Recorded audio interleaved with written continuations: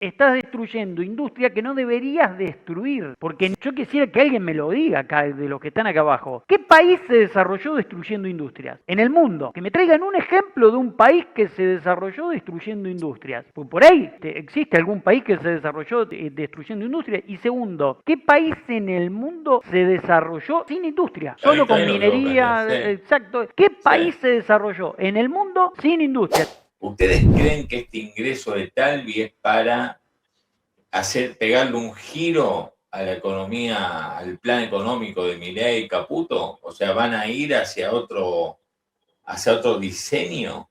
Que es como que yo le critico, que ya están justamente, te estoy diciendo que son muy duros, muy inflexibles. Y bueno, si entra alguien con otra idea, y esa otra idea es, che, bajar las tasas de interés, acomodar un poco mejor la economía real, prestar la atención a la economía real, porque si no se ahoga en búsqueda de una inflación más baja. No es lo que dice Milei, lo que acaba de decir Milei es otra No, no, cosa. claro.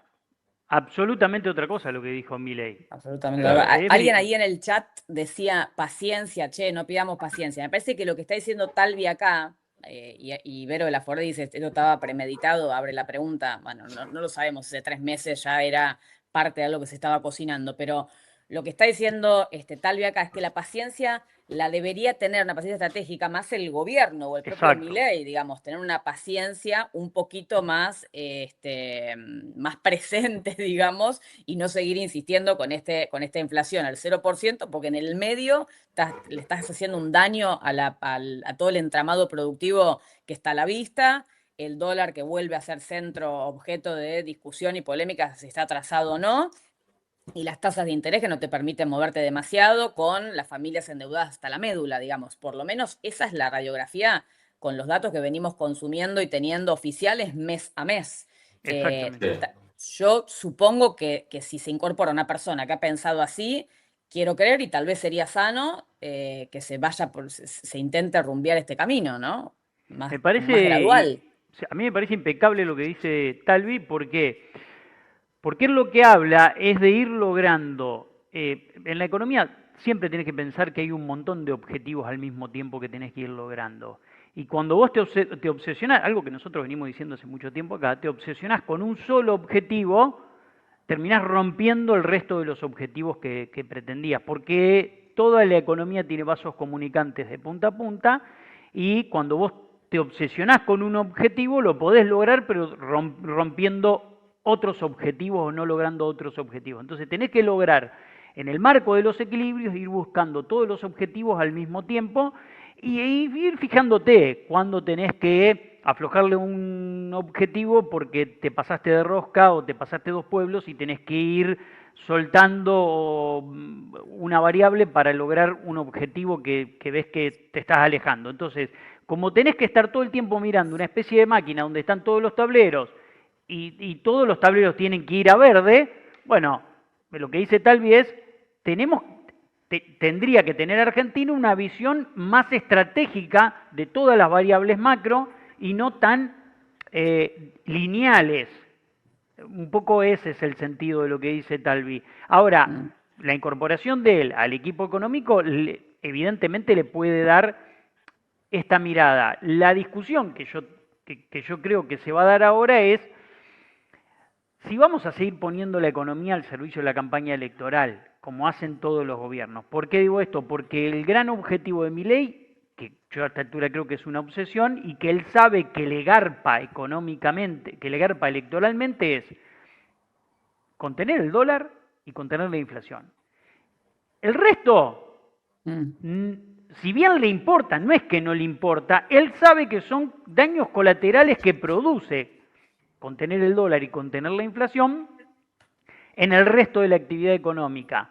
Entonces, tasa de interés por las nubes, actividad económica que no repunta, cierre de empresas, y por eso Milei va construyendo un relato en torno a, bueno, son cosas que tienen que pasar porque en una economía que se abre, que estuvo toda la vida cerrada, entonces va construyendo los relatos en función de sostener, para mí, la idea de yo voy a ir al máximo para bajar la inflación y también contener el dólar. El resto de la actividad económica, bueno, no es que no me importa, es el colateral que hay que bancarse para lograr ese objetivo. ¿Por qué? Porque ese objetivo a mí me garantiza la reelección. Entonces, la pelea que me parece que va a tener el nuevo integrante del equipo económico es, bueno, la idea mía es esta, pero bueno, la economía siempre en Argentina se pone al servicio de la campaña electoral y ese puede ser un problema muy grande.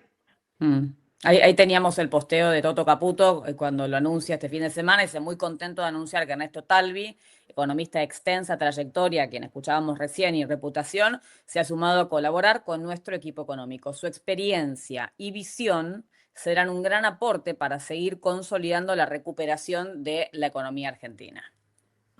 Está bien. Por eso la pregunta ahora es si lo que se viene con si este ingreso supone Un giro. Y algo, un movimiento, por lo menos en esto que estamos hablando, ¿no? La economía real, insistimos, o sea, una baja de las tasas de interés, eso implicaría una suba del dólar que traería eventualmente una inflación, por lo menos en los niveles que estamos viendo, o sea, no se daría el escenario Milei de llegar a julio-agosto con el 0, y algo, pero en la búsqueda de una mejora en la actividad económica, de la economía real, que es lo que hoy está fallando, y que si el gobierno sigue, más en este contexto de guerra, ¿no? Si sigue obsesionado con tratar de que digamos que la cuestión es tener, bueno, todo todo muy organizadito en materia de tasa de interés elevada para que, y bueno, en algún momento la inflación baje y la economía se reactive. Si no, será cuestión de cambiar para que cambie el escenario, ¿no? Escuchémoslo a Milei, que decía la segunda parte, ¿no? Respecto de Madanes político y de Roca. Mire, yo, digamos, o sea, si me peleo con un empresario, llámese el señor Javier Madanes Quintanilla. Un empresario poderoso. Un empresario prebendario. ¿Está hablando de Javier? Un empresario prebendario y extorsionador. ¿Por qué extorsionador? ¿Tiene pruebas? Porque, a ver, pruebas, digo, los hechos lo denuncian. Porque FATE tenía problemas hace muchos años. Era una práctica tradicional del señor Javier Madanes Quintanilla de apretar gobiernos con que si no le daban la protección para FATE y la protección para Luar, les tiraban las 920 familias a la calle. Bueno, entonces, pero la extorsión desapareció cuando las terminó de tirar. Ya la amenaza de extorsión no está porque no. Pero usted qué cree, digamos, o sea, ¿usted cree que no llamó antes para, digamos, pedir, digamos, mencionar que nos iba a tirar la gente en la calle? ¿Llamó? Sí, claro, obviamente. No a mí, pero a gente. Bueno, fuerte, ¿no? Dijo que Madanes Quintanilla, el dueño del FATE y de Aluar, un extorsionador que llamó a gente del gobierno para extorsionar, para decirle vamos a tirar a 920 personas a la calle porque no le daban una regulación, algo para el mercado del aluminio, porque claro, que se levantó el dumping. Claro. Entonces, no, es fuerte, y yo insisto con esto, ¿no?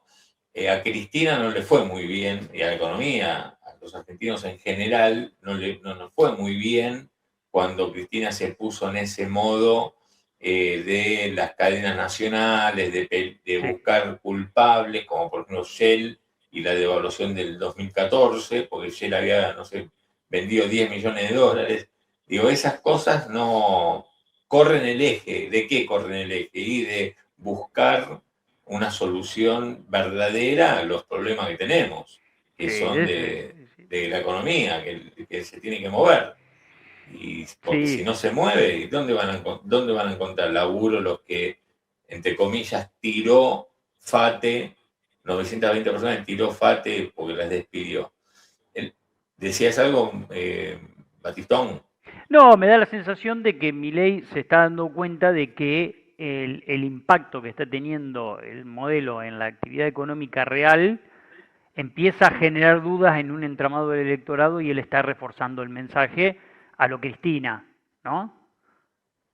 A lo Cristina, sí. Poniendo enemigos, identificando enemigos y tratando de convencer a todo su electorado, el más duro y el menos duro, de que lo quieren poner contra las cuerdas, y que lo extorsionan, de que esto, de que aquello, y bueno, es una estrategia muy parecida a la que usaba Cristina. La realidad es que toda la mañana te tenés que levantar la persiana de la empresa, pagar los salarios, con una tasa de interés que está por las nubes y con costos en dólares que todos los meses suben a un ritmo del 3%.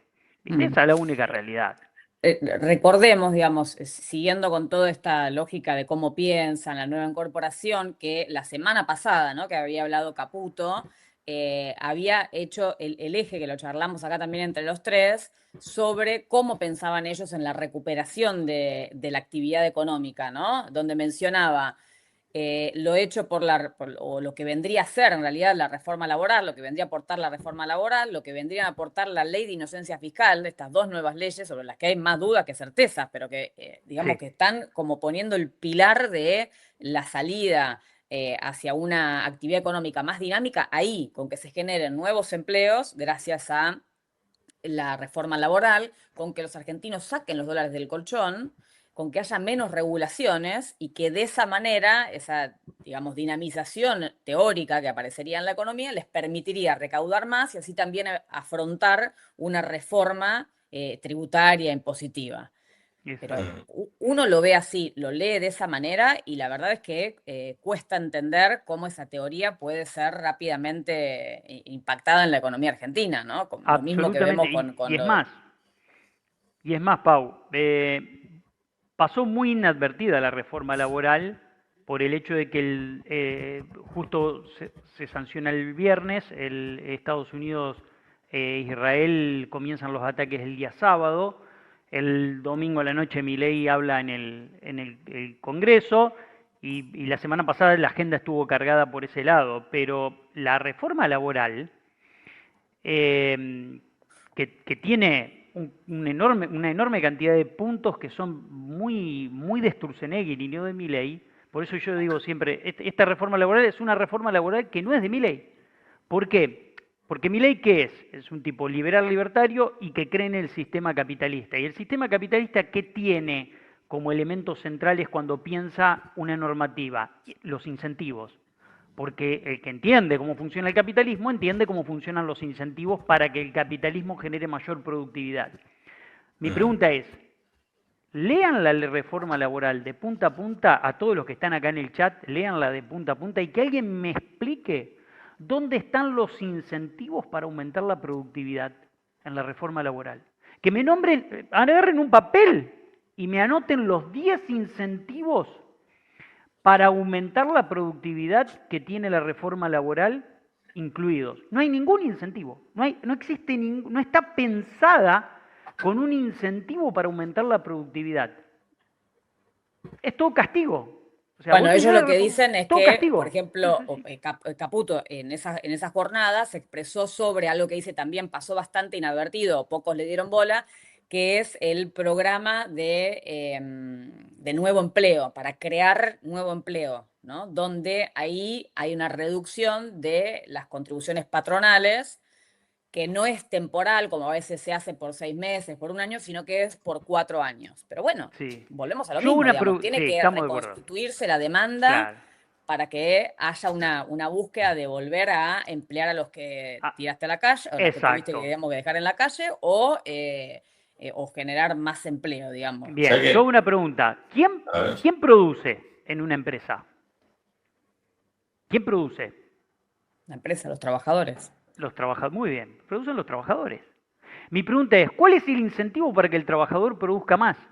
Si yo el trabajador, vamos a poner un ejemplo, 8 horas, el incentivo para la hora extra era un 50% más para la hora extra. Era un incentivo a hacer extras. Entonces vos tenías que cumplir con una entrega, che, muchachos, vamos a hacer un grupo de horas extras, las cobrás al 50% más, los vagos, ¡pum!, laburaban. ¿Y qué generabas? Incentivo para que el trabajador, que es el que hace la producción, labure más. Ahora, ¿cuál es el rendimiento de un trabajador que va a tener que laburar 12 horas? Es marginal decreciente desde el punto de vista del capitalismo. ¿Por qué? Porque cuando pasó la hora octava, el incentivo a hacer una hora más es ninguno, porque no la vas a cobrar. Otra hora más, ninguno. el cansancio del trabajador, porque es humano, no es una máquina, va a ir reduciendo, no es una máquina que va a laburar 12 horas de la misma manera. A partir de la hora 9, 10, 11, 12, la productividad de ese trabajador va a caer. En consecuencia, rompiste un incentivo que tenía la anterior ley al aumento de la productividad. Entonces, la ley de reforma laboral no tiene ningún punto que incentive al trabajador a producir más. Al contrario, todos los puntos tienen como incentivo que el trabajador produzca menos, porque es una baja encubierta del salario del trabajador.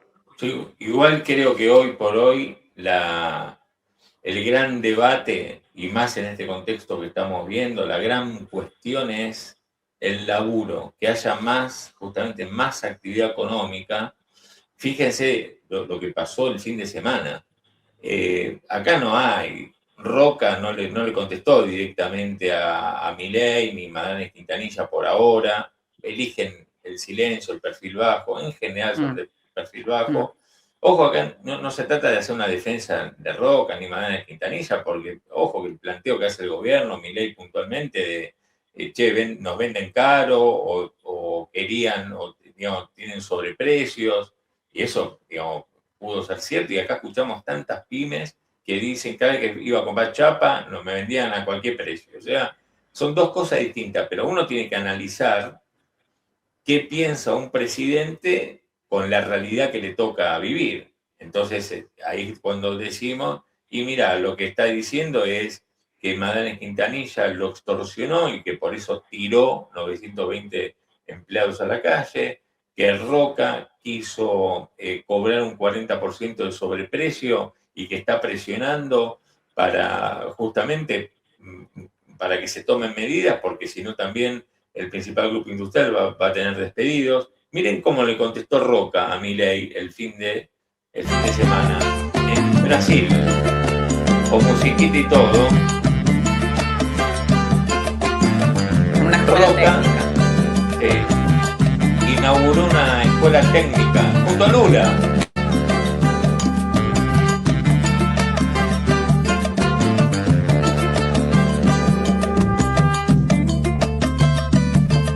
Entonces la señal es, no te preocupes, con musiquita y todo, ¿eh? Le faltó poner una caipirinha de carnaval.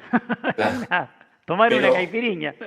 Sí, una de las colas de Zamba, pero está claro que la señal es, y bueno, la foto con el videíto con Lula, la inversión en una escuela técnica. Acá Techín tiene escuelas técnicas, pero te quiero decir que la respuesta que le dio fue la típica, ¿no? Que hacen algunos empresarios, de mostrarle, y mira, vos no querés que yo vaya a invertir, no te preocupes que, bueno, en el caso de Techín, una multinacional, tiene dónde hacerlo, ni más ni menos que la foto, el videíto con uno de los, entre comillas, enemigos políticos de Milei, que es Lula. Entonces pasa esto. Entonces cuando hablamos de la economía real, y acá ahí retuitea ¿no? Sí. Retuitea la nota de Clarín que incluía este video con el título Paolo Roca inauguró una escuela técnica en Brasil junto a Lula. Participaron de la inauguración de una escuela técnica en Río de Janeiro en medio de la tensión entre los industriales argentinos y el gobierno. Y ahí cita testimonio de Paolo Roca. Ustedes están viendo que Milei lo retuitea, pone principio de revelación, fin, como muchas veces escribe. Y en los testimonios de Paolo Roca dice, fue muy importante recibir al presidente Lula en la inauguración de nuestra escuela técnica Roberto Roca en Santa Cruz, donde tenemos un centro industrial que emplea a 8.000 personas y produce acero competitivo para Brasil y para el mundo. Invertimos en educación técnica porque creemos en el papel central de la industria en el desarrollo económico y social de Brasil y de todos los países donde operamos. Sí. También considerando que no solo todo el tema industrial, se me viene también a la mente todo el tema presupuesto educativo, escuelas técnicas, que también estuvo muy en debate y muy candente el tema por la baja de presupuesto para todo, incluyendo escuelas técnicas también. Ausente en la reforma laboral, la capacitación y la profesionalización de los trabajadores que es determinante para que vos puedas producir más. Es Y absolutamente te digo más, determinante. mira, determinante en el futuro, pensando un poco todo lo que nos rodea. Siempre no tenemos que dejar de ver cómo va cambiando el mundo muy vertiginosamente y que nuestra crisis eterna se combina con eso, ¿no? Cuando decimos, bueno, los bancos, por ejemplo, que laburan muchísimo, que intermediación financiera ha sido lo que más creció, bueno, ven por otro lado que van reduciendo sus empleados porque toda la inteligencia artificial, la necesidad de personas físicas cada vez es menor. Y pensando en las escuelas técnicas, si uno mira hacia adelante y también los trabajos que va a reemplazar la inteligencia artificial, parecieran ser que los que quedan en pie o vuelven a tener un valor significativo son aquellos oficios donde una persona tiene que saber ir a tu casa o ir a una empresa y resolver algo, ¿no? Hablamos Sí, mucho sí. de, no sé, el laburo del electricista, del plomero, del calderista, de todos esos que se convierten de vuelta en piezas claves. Se perdió mucho el oficio en la Argentina y de vuelta pareciera que si lo vemos en un mediano plazo vuelven a tener un rol importante y una salida laboral interesante, con lo cual las Sí, sí. escuelas técnicas es un punto a prestarle atención, ¿no? Por Acá fuera de la dice agenda de lo que está pasando. @a7571 dice, ustedes como expertos saben que no todas las empresas seguirán, unas cierran y otras abren, pone abren en mayúsculas, pero el asunto es que lo que estamos viendo por ahora es que cierran, nos falta lo otro, y no Sí, se ve de qué manera se va a encadenar la sí. parte virtuosa del modelo. Por ahora, Y no mira lo que estamos solo, viendo, perdón, perdón, Batistone, sí, sí, estamos viendo esto, Came, claro. las ventas en febrero, fíjense, 5,6 abajo el interanual, una mejora respecto de enero, 2,6. La acumulada primer bimestre contra primer bimestre del 25, menos 5,2, son caídas relevantes. Entonces, estamos charlando de esto, de tratar de encontrar, y ahora en un momento tan, digamos, tenso y crítico, y de qué manera un país se las arregla para generar más laburo, después de años que vinimos diciendo donde, y bueno, la industria no genera puestos de trabajo, o digamos, no los hace crecer, la producción industrial tampoco, pero la pregunta que yo me hago es, ¿y la respuesta a eso es que entonces vos tenés que destruir lo que tenés? Claro. ¿Para qué? Digamos, ¿entendés? Entonces Eso, Milei te esa es va a la decir, discusión. y bueno, está bien, pero a mí Roca y Madame Quintanilla me extorsionaban. Entonces, Bueno, como ahí no está me la dejo construcción. extorsionar, cierran. Ahí está la construcción. ¿Por qué? Porque yo convenzo a la gente de que son todos extorsionadores, la falacia de la parte por el todo, son todos extorsionadores, son todos prebendarios, son todos coimeros. Entonces, utiliza a dos con los que decide discutir, que son emblemáticos, ¿para qué? Para tratar de convencer al núcleo duro de que este es el camino y esto está bien. Claro. Yo Pero, entiendo lo que plantea el oyente, que dice, algunas cierran y otras abren. El problema, primero, es que no abren. Segundo, es que las que están cerrando no deberían cerrar. Hay muchas de las que están cerrando no deberían cerrar. Porque uno puede decir, bueno, hay oficios que con las nuevas tecnologías van a desaparecer. No sé, a principios de 1900 estaba el oficio del que te traía la barra de hielo a tu casa porque las heladeras funcionaban con una barra de hielo. Bueno, desapareció y bueno, la tecnología lo hizo desaparecer a ese oficio, hizo desaparecer determinadas actividades.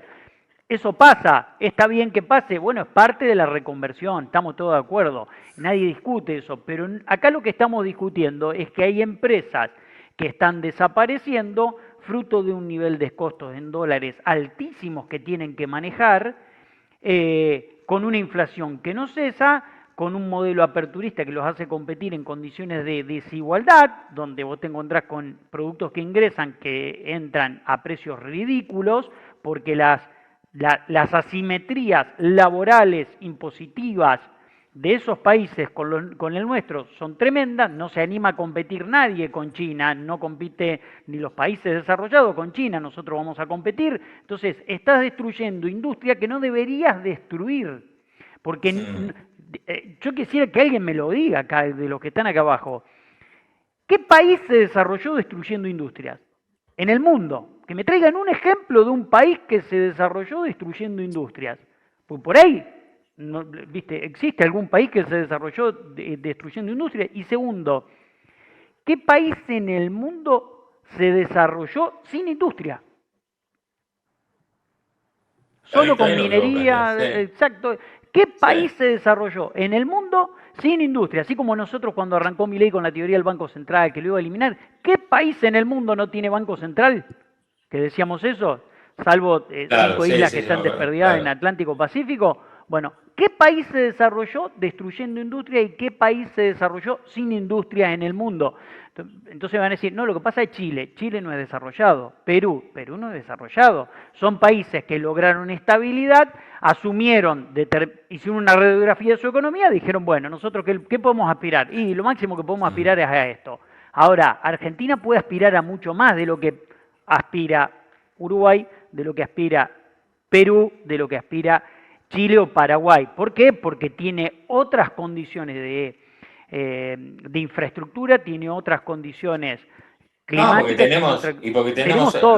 Pero además tenemos una industria que ¿para qué la vas a destruir? Digamos, cuidado. ¿Para qué la vas a destruir? Justamente, si vos sos crítico y decís, no, esta industria, la verdad que justamente desde el 2011 que no crece, bueno, fijémonos a ver cómo hacemos para que crezca.